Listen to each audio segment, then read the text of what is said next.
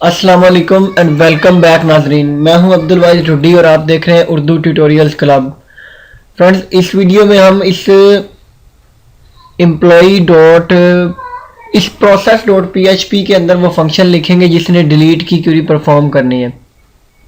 तो जैसे हमने सबसे पहले किया था कि अगर कोई एक्शन परफॉर्म हो और एक्शन की वैल्यू ऐड हो, फिर इसी तरह हमने व्यू के लिए किया, तो हम इसी लाइन को यहाँ से कॉपी करेंगे और यही काम हम डिलीट के लिए करेंगे। यहाँ से इसको कॉपी किया और सबसे एंड पे जहाँ पे ये कंप्लीट हो रहा है व्यू वाला, उसके नीचे ही इसको पेस्ट कर दिया और इसकी ब्रैकेट क्लोज कर दी। तो अब क्या करना है कि इस ऐड की जगह पे हमने कर देना है डिलीट, क्योंकि अगर कोई एक्शन परफॉर्म हो और एक्शन की वैल्यू डिलीट हो तब हमने ये वाला फंक्शन एग्जीक्यूट करवाना है। तो उसके लिए हमने डाटा स्ट्रिंग में दो चीज़ें भेजी हैं। डाटा स्ट्रिंग में एक तो एक्शन है जिसकी वैल्यू डिलीट है और दूसरी चीज़ है एम्प्लॉय की आईडी। अब हमने ये एम्प्लॉय की आईडी गेट करनी है डाटा स्ट्रिंग से। तो इसके लिए हम यहाँ पे एक वेरिएबल बनाएंगे empid और उसके लिए उसकी वैल्यू इस तरह से गेट करेंगे $_post और उसके बाद यहाँ पे वो वेरिएबल जिसके अंदर ये आईडी स्टोर है वो वेरिएबल ये है एम्प्लॉय आईडी। इसी को यहाँ से कॉपी किया और यहाँ पे पेस्ट कर दिया ये चीज़ यहाँ पे पेस्ट कर दिया। अब हमने क्यूरी बनानी है जिसने डिलीट करना है, तो यहाँ पे एक क्यूरी बनाएंगे और क्यूरी क्या बनेगी कि डिलीट फ्रॉम, उसके बाद टेबल का नेम, उसके बाद एम्प्लॉय की आईडी जिसको डिलीट करना है, डिलीट फ्रॉम, उसके बाद टेबल नेम हम ऊपर वाली क्यूरी से ही उठाएंगे जो हमारे टेबल का नेम है emp_records।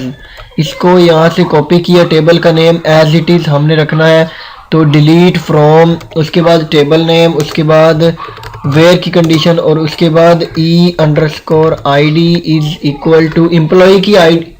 सॉरी, ये डबल कॉमा नहीं, यहाँ पे डबल कॉमा हम ऑलरेडी यूज़ कर चुके हैं तो यहाँ पे सिंगल कॉमा लगाएंगे। तो delete from table name employee records और उसके बाद वेयर एम्प्लॉय की आईडी इस वेरिएबल में स्टोर होके आ रही है।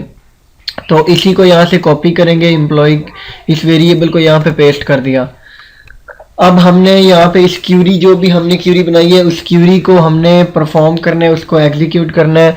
तो यहाँ पे इसको डेल एम्प्लॉय के नाम से एक और वेरिएबल बनाया और इसमें इस क्यूरी को रन कर दिया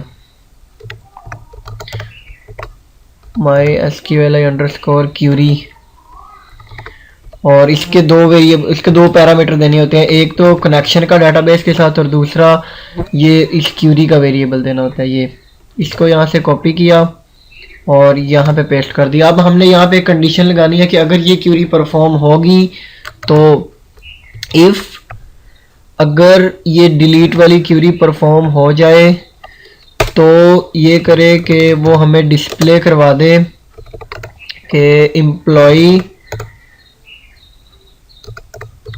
डिलीटेड, और एल्स अगर ये परफॉर्म नहीं होती, अगर ये क्यूरी में कोई एरर आ जाती है तो फिर वो हमें डिस्प्ले करवा देगा कि employee not deleted. Very simple, employee not deleted. ये था बस इतना सा काम इसका।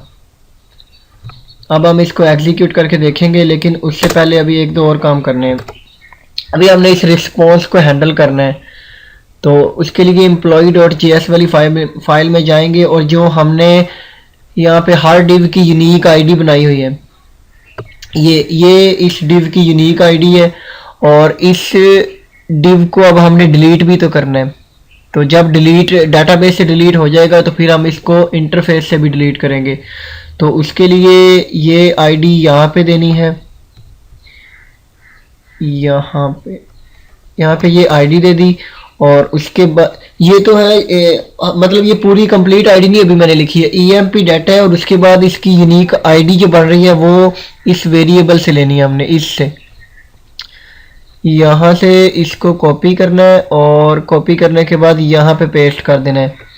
तो अब ये जो आईडी वाली डिव है, अब हमने कहना ये है कि इसको यहाँ से डिलीट कर दो। और डिलीट हम इसको खूबसूरत सी एक स्लाइड की फॉर्म में डिलीट करेंगे। तो यहाँ पे हम लिखेंगे स्लाइड अप, कंट्रोल एस करके सेव कर दिया।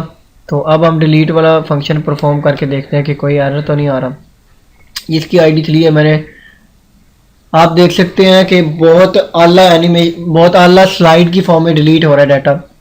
अब मैं इस डाटा को डिलीट करना चाहता हूँ जिसकी आईडी 4 है। तो मैंने इसके सामने वाले डिलीट बटन पर क्लिक किया तो वो डाटा डिलीट हो चुका है। अब मैं इस तरह से ये 2 जिसकी आईडी है उसको भी डिलीट कर दिया। अब मैं कोई न्यू रिकॉर्ड यहाँ पे एंटर करता हूँ।